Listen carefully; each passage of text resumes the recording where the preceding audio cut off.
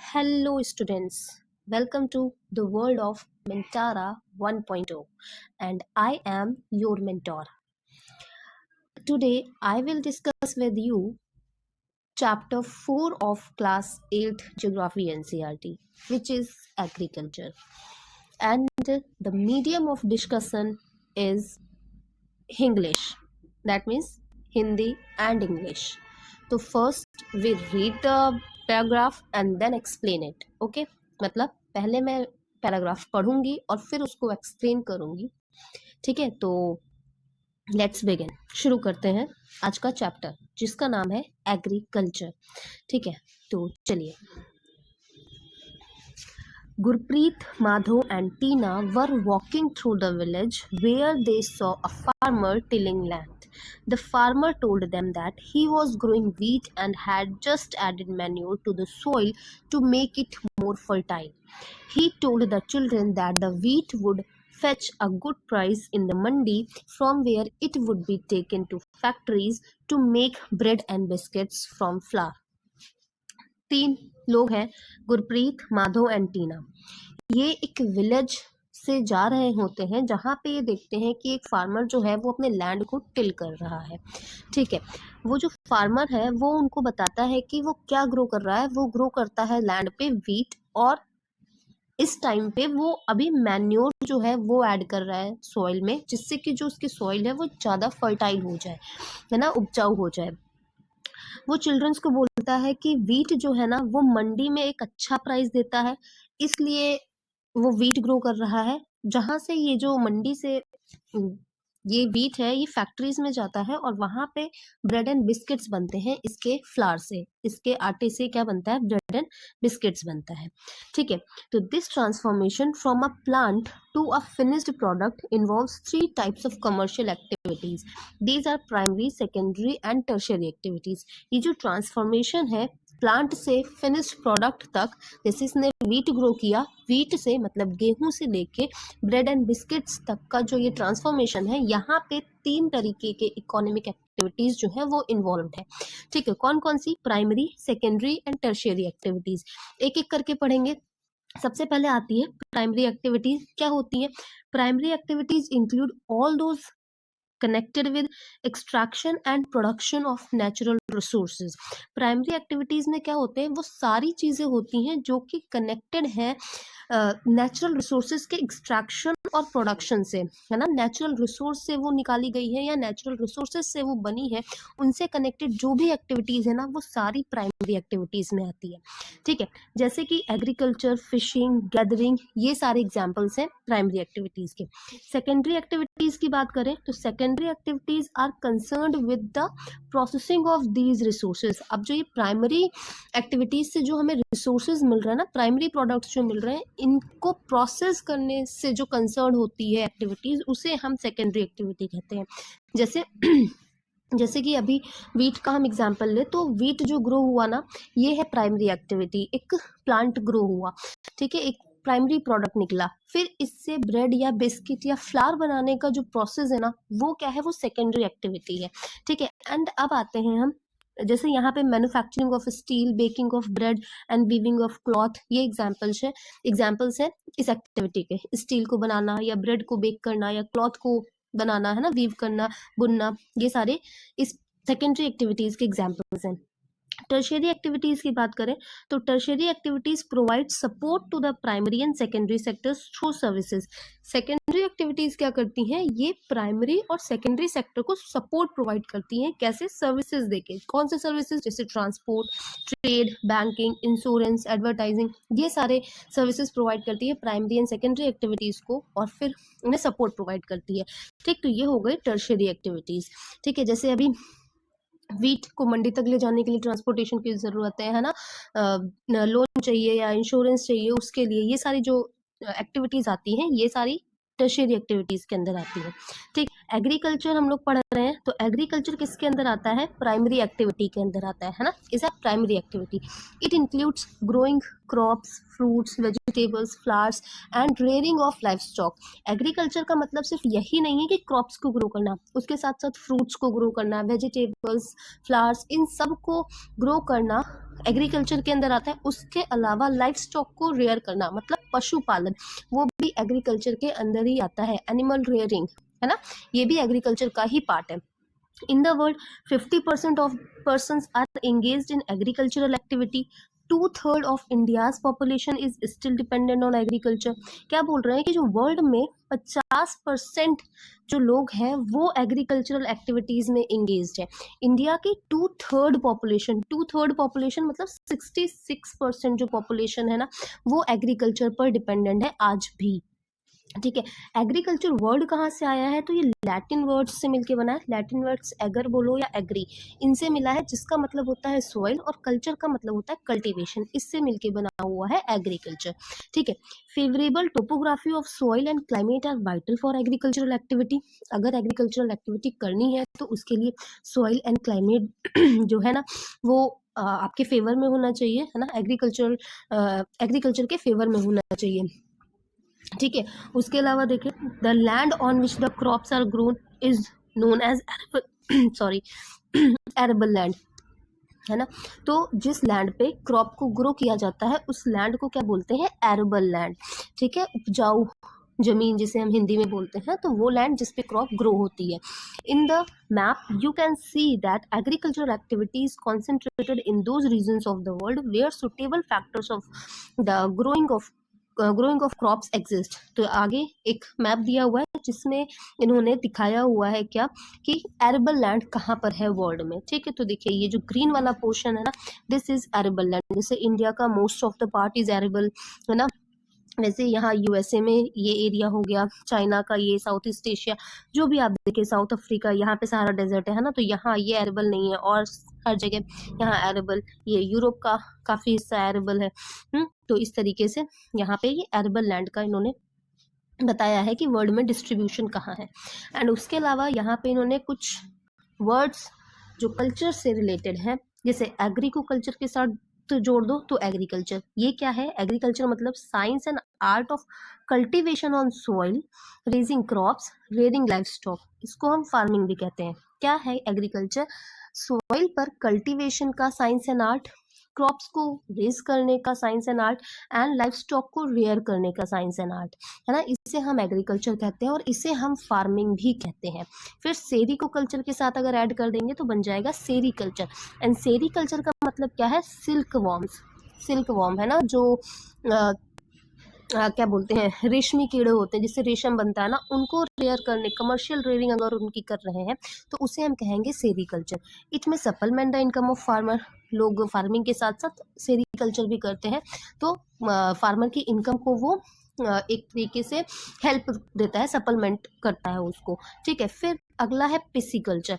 Pisciculture मतलब fish की breeding को, specially constructed tanks and ponds, मतलब अलग से टैंक्स और पॉन्ड्स बनाए गए हैं, उसमें फिश को ब्रीड किया जा रहा है, मछली पालन किया जा रहा है, तो उसे क्या बोलेंगे कि ये पिसीकल्चर है। ठीक है, फिर आता है विटीकल्चर। विटीकल्चर ग्रेप्स के कल्टीवेशन को, है ना, अंगूर का कल्टीवेशन अगर हो रहा है तो उसे हम विटीकल्चर बोलते हैं, स्पेशली ग्रेप्स के, है ना, अलग से। उसके अलावा होर्टिकल्चर, होर्टिकल्चर में वेजिटेबल्स आप ग्रो करो, फ्लावर्स, फ्रूट्स, कमर्शियल यूज के लिए कुछ भी कर रहे हो, वेजिटेबल हो गया, फ्लावर्स हो गया, फ्रूट्स हो गया, उसको ग्रो कर रहे हो तो वो क्या कहलाएगा, वो कहलाएगा होर्टिकल्चर। ओके, तो ये हो गया। अब आते हैं फार्म सिस्टम्स पे। Agriculture or farming can be looked as a system. The important inputs are seeds, fertilizer, machinery and labor. ठीक है, तो यहाँ क्या बोल रहे हैं, जो एग्रीकल्चर है या फार्मिंग है इसे हम कैसे देख सकते हैं, इसे हम एज ए सिस्टम देख सकते हैं। यहाँ पे इनपुट्स क्या होगा, इंपॉर्टेंट इनपुट्स क्या होंगे, तो सीड्स हो गया, फर्टिलाइजर, मशीनरी एंड लेबर, ये सारे क्या है, ये इंपॉर्टेंट इनपुट्स हैं जो इस एग्रीकल्चर या फार्मिंग सिस्टम को दिए जा रहे हैं। सम ऑफ द ऑपरेशंस जो इन्वॉल्व होते हैं वो क्या हो गया, ploughing, sowing, irrigation, weeding and harvesting. ठीक है, उसको प्लग करना, सो करना, मतलब सीड्स को बोना, उसके अलावा इरिगेशन करना, है ना, सिंचाई करना, वीडिंग करना, जो भी उसमें से खरपतवार है उनको हटाना, निकालना, एंड हार्वेस्टिंग करना लास्ट में, मतलब क्रॉप को हार्वेस्ट करना। आउटपुट्स फ्रॉम सिस्टम क्या होता है, तो आउटपुट क्या निकल के आएगा, क्रॉप मिलेगी, वूल मिलेगा, डेयरी प्रोडक्ट मिलेगा, पोल्ट्री प्रोडक्ट्स मिलेंगे, है ना, तो ये आउटपुट है। ठीक है। जैसे यहाँ पे देखिए इनपुट क्या क्या है, तो मशीनरी, सीड, केमिकल्स, फर्टिलाइजर्स वगैरह। प्रोसेस क्या हो रहा है, प्लगिंग, सोइंग, स्प्रेइंग। आउटपुट क्या निकल रहा है, क्रॉप निकल रहा है। फिजिकल इनपुट्स क्या है यहाँ पे, फिजिकल इनपुट में जैसे सनसाइन हो गया, टेम्परेचर, स्लोप, सॉइल, रेनफॉल, ये फिजिकल इनपुट्स है। ह्यूमन इनपुट में क्या, स्टोरेज, लेबर, मशीनरी, केमिकल्स, ये ह्यूमन इनपुट्स है। ठीक है। टाइप्स ऑफ फार्मिंग की बात करते हैं। टाइप्स ऑफ फार्मिंग में, farming is practiced in various ways across the world, depending upon the geographical conditions, demand of produce, labor, and level of technology. Farming can be classified into two main types. These are subsistence and commercial farming. क्या बोल रहे हैं कि जो farming है ना, वो world में डिफरेंट वेज से या वेरियस वेज में प्रैक्टिस की जाती है। जियोग्राफिकल कंडीशंस, प्रोड्यूस की क्या डिमांड है, लेबर की क्या डिमांड है, लेवल ऑफ टेक्नोलॉजी क्या है, उस पर डिपेंड होती है कि फार्मिंग को, उस पर डिपेंड है फार्मिंग, और उस पर डिपेंड होकर फार्मिंग को यहाँ पे इन्होंने दो मेन टाइप में क्लासिफाई किया हुआ है। एक है सबसिस्टेंस फार्मिंग और दूसरी है कमर्शियल फार्मिंग। ठीक है, तो सबसे पहले पढ़ेंगे सबसिस्टेंस एंड देन आते हैं कमर्शियल। चलिए, सबसिस्टेंस फार्मिंग क्या होती है। This type of farming is practised to meet the needs of the farmer's family. ठीक है, ये जो टाइप की फार्मिंग है ना, ये प्रैक्टिस की जाती है फार्मर की फैमिली की जो आवश्यकताएं हैं, मतलब फार्मर का जो परिवार है उसकी आवश्यकताओं को पूरा करने के लिए इस टाइप की फार्मिंग की जाती है। Traditionally low level of technology and household labour are used to produce on small output. Traditionally मतलब ट्रेडिशनली क्या होता है कि यहाँ पे टेक्नोलॉजी बहुत ही कम लेवल की, बहुत ही हल्की टेक्नोलॉजी यूज़ की जाती है और हाउस होल्ड लेबर यूज़ किए जाते हैं स्मॉल आउटपुट को प्रोड्यूस करने के लिए। Subsistence farming can be further classified as intensive subsistence and primitive subsistence. अब देखिए टाइप ऑफ फार्मिंग दो तरीके की। ठीक, एक हो गया सबसिस्टेंस फार्मिंग, दूसरा हो गया कमर्शियल फार्मिंग। अभी हम पढ़ रहे हैं subsistence farming, and subsistence farming को दो फर्दर क्लासिफाई किया गया है। क्या, एक तो हो गया इंटेंसिव सबसिस्टेंस और दूसरा है प्रिमिटिव सबसिस्टेंस। ठीक है, तो देखते हैं पहले intensive subsistence. Sorry, in intensive subsistence agriculture, the farmer cultivates a small plot of land using simple tools and more labor. देखो, सबसिस्टेंस जो ये इंटेंसिव सबसिस्टेंस एग्रीकल्चर है, इसमें क्या होता है, जो फार्मर्स होते हैं ना, वो एक स्मॉल प्लॉट को, एक छोटे से प्लॉट को कल्टीवेट करते हैं, प्लॉट ऑफ लैंड को कल्टीवेट करते हैं एक सिंपल से टूल्स को और ज़्यादा से लेबर्स को यूज़ करके। ठीक है, climate with large number of days with sunshine and fertile soil permit growing of more than one crop annually on the same plot. अगर मतलब क्लाइमेट अच्छा है, मतलब ज़्यादा दिन की सनशाइन है, वहाँ पे फर्टाइल सॉइल है, तो एक से ज़्यादा क्रॉप उसी प्लॉट पर एक साल में ग्रो की जा सकती है। ठीक है, rice is the main crop, rice यहाँ पे मेन क्रॉप होगी, एंड अदर क्रॉप्स में wheat, maize, pulses and oil seeds आते हैं। Intensive subsistence agriculture is prevalent in the thickly populated areas of the monsoon regions of south east Asia and east Asia. जो ये intensive subsistence agriculture होता है ना, ये कहाँ पे होता है, तो ये जो थिकली पॉपुलेटेड एरियाज है, कहाँ के, मॉनसून रीजन्स, कहाँ के monsoon region, south east Asia और ईस्ट एशिया, इनके जो मॉनसून रीजन्स है, वहाँ के थिकली पॉपुलेटेड एरियाज में ये एग्रीकल्चर प्रेवलेंट है, मतलब ये एग्रीकल्चर होता है वहाँ पर। ठीक है, फिर आते हैं प्रिमिटिव सबसिस्टेंस एग्रीकल्चर। अब प्रिमिटिव सबसिस्टेंस एग्रीकल्चर जो सबसिस्टेंस एग्रीकल्चर का दूसरा टाइप है, उसके भी फर्दर टाइप्स हैं, एक शिफ्टिंग कल्टीवेशन और दूसरा नोमैडिक हर्डिंग। ठीक है, तो ध्यान रखना, अभी हम लोग कर रहे हैं subsistence agriculture, and subsistence agriculture के दो टाइप थे, एक था हमारा इंटेंसिव सबसिस्टेंस, दूसरा था primitive subsistence, and primitive subsistence को फर्दर क्लासिफाई किया है shifting cultivation and nomadic herding में। ठीक, तो अब आते हैं नोमैडिक हर्डिंग में। सॉरी, शिफ्टिंग कल्टीवेशन पहले करेंगे, है ना। Shifting cultivation is practised in the thickly forested areas of Amazon basin, tropical Africa, parts of Southeast Asia and Northeast India. These are the areas of heavy rainfall and quick regeneration of vegetation. ये जो shifting cultivation होता है, ये होता है जो thickly forested areas हैं, कहाँ के, अमेजॉन बेसिन के, ट्रॉपिकल अफ्रीका के, parts of south east Asia and north east India. यहाँ का जो थिकली फॉरेस्टेड एरिया है वहाँ पर शिफ्टिंग कल्टीवेशन होता है। ये जो एरियाज होते हैं ना, यहाँ पे ज़्यादा रेनफॉल होती है एंड वेजिटेशन बहुत जल्दी से जनरेट हो जाता है ना, रीजनरेशन बहुत ही जल्दी होता है यहाँ पे। a plot of land is cleared by felling the trees and burning them। एक छोटा सा मतलब एक लैंड का एरिया जो है उसको वहाँ पे ट्रीज को फेल कर दिया जाता है, मतलब ट्रीज को काट दिया जाता है, उसको क्लियर कर दिया जाता है एंड फिर उसको बर्न कर दिया जाता है। जो ऐश होता है, the ash are then mixed with the soil and crops like maize, yam, potatoes and cassava are grown. क्या होता है, जो ऐश होती है ना, जलाने के बाद जो ऐश बचती है वो सॉइल के साथ मिक्स हो जाती है एंड फिर उस पर क्रॉप ग्रो करते हैं। कौन सी क्रॉप्स? मेज हो गया, याम, पोटैटो, कसावा, ये सारी चीजें जो है ये ग्रो की जाती है। After the soil loses its fertility the land is abundant and the cultivator move to a new plot. है ना, क्या होता है कि जब सॉइल अपनी फर्टिलिटी खत्म कर देता है ना, तो ऐसा नहीं कि वो फर्टिलाइजर्स यूज करते हैं, वो उस लैंड को छोड़ देते हैं और कल्टीवेटर्स दूसरे प्लॉट पे चले जाते हैं। मतलब फिर से एक नया प्लॉट लेंगे, प्लॉट ऑफ लैंड ढूंढेंगे और वहाँ पे जो पेड़ पौधे हैं उसको गिराएंगे और फिर वहाँ बर्न करेंगे उसको, फिर से ऐश वहाँ पे सॉइल में मिक्स होगी एंड वहाँ पे ग्रो करना शुरू करेंगे। ठीक है, तो this is the shifting cultivation. And shifting cultivation को दूसरे नाम से भी जानते हैं जिसका नाम है स्लैश एंड बर्न एग्रीकल्चर। ठीक है, उसके अलावा शिफ्टिंग कल्टीवेशन को different part of the words में डिफरेंट पार्ट्स ऑफ वर्ड में डिफरेंट नेम्स से भी जानते हैं। जैसे नॉर्थ ईस्ट इंडिया में देखें तो झूमिंग बोलते हैं इसको, है ना, मैक्सिको में मिल्पा, ब्राजील में रोका एंड मलेशिया में लदाख। ये सारे शिफ्टिंग कल्टीवेशन के रीजनल नेम्स हैं। ठीक है, नाउ आते हैं नोमैडिक हर्डिंग पे। ठीक है, nomadic herding is practised in the semi arid and arid regions of Sahara, central Asia and some parts of India like Rajasthan and Jammu and Kashmir. Nomadic herding कहाँ पे होती है? ये सेमी एरिड और एरिड रीजन्स में। ठीक है, देखो जहाँ पे बहुत ज़्यादा फॉरेस्ट होगा वहाँ पे ये शिफ्टिंग कल्टीवेशन कर लेंगे। जहाँ पे जो हमारा लैंड है वो फर्टाइल नहीं है, एरिड है या सेमी एरिड है, जैसे कि सहारा डेजर्ट हो गया या सेंट्रल एशिया या फिर पार्ट्स ऑफ इंडिया जैसे राजस्थान, जम्मू कश्मीर, है ना, वहाँ पे ये नोमैडिक हर्डिंग करते हैं। ठीक है, इसमें क्या होता है, in this type of farming herds जो हर्ड्समैन है move from place to place with their animals for fodder and water along defined routes. तो इस फार्मिंग में क्या होता है, जो हर्ड्समैन होते हैं ना, जो पशुपालन कर रहे हैं, वो जो हर्ड्समैन है वो एक जगह से दूसरे जगह जाते हैं अपने एनिमल्स को लेके, है ना, और उनका रूट जो होता है वो डिफाइंड होता है। किस लिए ले जाते हैं एक जगह से दूसरी जगह? फॉडर एंड वाटर के लिए।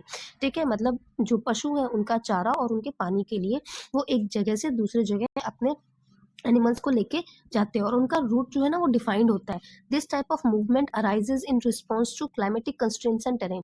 ये क्यों मूव कर जाते हैं? ये मूव इसलिए करते हैं क्योंकि क्लाइमेटिक कंस्ट्रेंट्स होता है ना, मतलब जैसे बहुत ज़्यादा अब जम्मू कश्मीर वाले रीजन में जब बहुत ठंड हो गई है ना, या राजस्थान वाले रीजन में बहुत गर्मी हो गई, तो एक जगह से दूसरी जगह जाने लग गए, या टेरेन टोपोग्राफी अच्छी नहीं है वहाँ की, है ना, तो इस वजह से उन्हें जाना पड़ता है।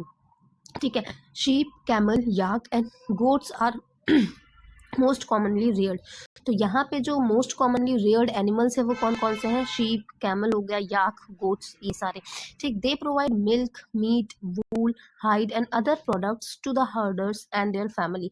अब ये क्या प्रोवाइड कराते हैं उन हर्डर्स को या उनकी फैमिलीज को? तो ये जैसे मिल्क हो गया, मीट, वूल, हाइड्स, ये सारे प्रोडक्ट्स जो है या और भी प्रोडक्ट्स हैं वो सारे हर्डर्स को या उनकी फैमिली को ये प्रोवाइड कराते हैं। ठीक है, तो आई होप यहाँ तक समझ में आ गया होगा।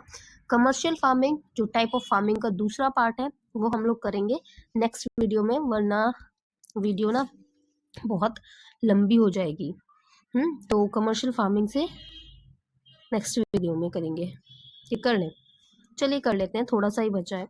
कमर्शियल फार्मिंग करते हैं, फिर नेक्स्ट वीडियो में शुरू करेंगे मेजर क्रॉप्स, है ना, वहां से शुरू करेंगे नेक्स्ट वीडियो। चलिए कर लेते हैं इसको। नेक्स्ट है कमर्शियल फार्मिंग। ठीक है, in commercial farming crops are grown and animals are reared for sale in market. Commercial farming में क्या होता है, क्रॉप्स को ग्रो किया जाता है और एनिमल्स को रेयर किया जाता है। किसके लिए? मार्केट में सेल करने के लिए, मतलब बेचने के लिए यहाँ पे क्रॉप्स को ग्रो कर रहे हैं या एनिमल्स को पाल रहे हैं। Area cultivated and the amount of capital used is large. तो यहाँ पे जो लैंड एरिया होगा जो कल्टिवेट किया जा रहा है वो भी बड़ा होगा और अमाउंट ऑफ कैपिटल मतलब जो पैसा लग रहा है वो भी बहुत ज़्यादा होगा। Most of the work is done by machines. बहुत सारे मतलब बहुत बड़ी एरिया में कल्टीवेशन हो रहा है तो बहुत सारा काम जो होता है ना वो मशीन्स करती हैं, यहाँ पे लेबर नहीं लगते हैं, यहाँ पे मशीन्स काम करती हैं। Commercial farming include commercial grain farming, mixed farming and plantation agriculture. तो यहाँ कमर्शियल फार्मिंग के सब टाइप्स क्या है, तो कमर्शियल ग्रेन फार्मिंग मतलब ग्रेन ग्रो कर रहे हैं, या मिक्स्ड फार्मिंग कर रहे हैं, या फिर प्लांटेशन फार्मिंग। एक एक करके करेंगे। तो इन कमर्शियल ग्रेन फार्मिंग में क्या हो रहा है, crops are grown for commercial purpose, crops को कमर्शियल पर्पस के लिए ग्रो किया जा रहा है। Wheat and maize are common commercially grown grains. तो यहाँ पे जो कॉमन कमर्शियली ग्रोन ग्रेन्स है वो कौन से हैं, wheat and maize. Major areas where commercial grain farming is practised are temperate grasslands of North America, Europe and Asia. वो मेजर एरियाज जहाँ पे कमर्शियल ग्रेन फार्मिंग होती है वो कौन से एरियाज है, वो टेम्परेट ग्रासलैंड्स हैं, कहाँ के, North America, Europe and Asia के। ठीक है, these areas are sparsely populated with large farms spreading over hundreds of hectares, है ना। यहाँ पे ना पॉपुलेशन बहुत कम होती है, स्पार्सली पॉपुलेटेड एरिया होता है ये, जहाँ पे लार्ज फार्म्स होते हैं, कितने, हंड्रेड्स ऑफ हेक्टेयर्स के, बहुत मतलब 100 हेक्टेयर, 200 हेक्टेयर, 300 हेक्टेयर, ऐसे बड़े बड़े फार्म्स होते हैं वहाँ पे, और वहाँ पॉपुलेशन बहुत कम होती है ना। हमने देखा था थिकली पॉपुलेटेड एरियाज में कौन सी फार्मिंग होती है, बताइए कमेंट में, अभी पढ़ के आए है ना। Severe winters restrict the growing season and only a single crop can be grown। तो यहाँ पे जो विंटर्स होते हैं ना वो सीवियर होते हैं, इसलिए ग्रोइंग सीजन रेस्ट्रिक्टेड होता है, और यहाँ पे सिर्फ साल में एक ही क्रॉप ग्रो कर सकते हैं। ठीक है।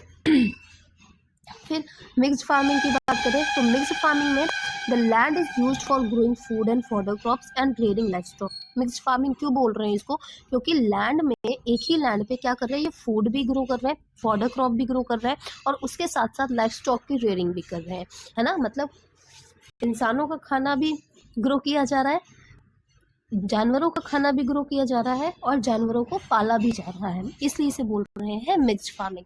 ठीक है। It is practised in Europe, eastern USA, Argentina, south east Australia, New Zealand and South America. तो ये कहाँ पे प्रैक्टिस होती है, Europe, eastern USA, Argentina, south east Australia, New Zealand and South Africa, इन सारे कंट्रीज में ये जो मिक्स्ड फार्मिंग है ये प्रैक्टिस की जाती है।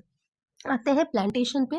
Plantations are a type of commercial farming where single crop of tea, coffee, sugar cane, cashew, rubber, banana और कॉटन आर ग्रोन। तो प्लांटेशन क्या है, एक टाइप की कमर्शियल फार्मिंग है जहाँ पे एक सिंगल क्रॉप को ग्रो किया जाता है, चाहे वो टी हो या कॉफी हो या सुगर केन, केश्यू मतलब काजू, रबर, बनाना, कॉटन, ये सिंगल क्रॉप ग्रो की जाती है।